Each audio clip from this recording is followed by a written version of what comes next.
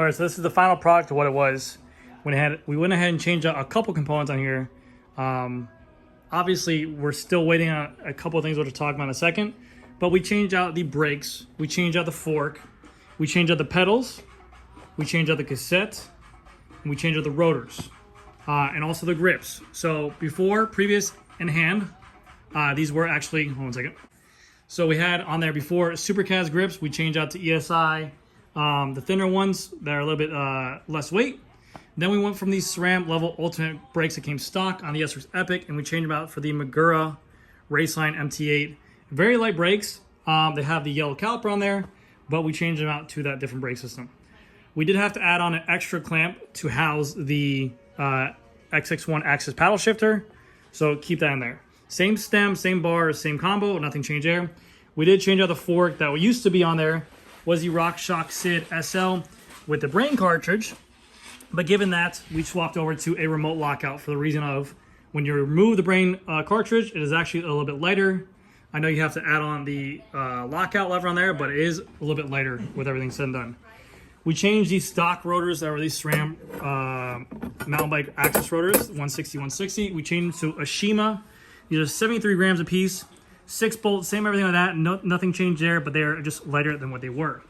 The pedals we swapped from a Shimano XCR to a Expedo M-Force B, or M-Force 8, I'm sorry. We went to an Expedo lightweight pedal. They do make different versions of these as well, but this is a much lighter platform than the Shimano XCR. Yes, they are more expensive, whatever. It's the same clip in and clip out actuation. I even think they're the same clips as well, but just a lighter version. You can see much more dialed down, not as much material.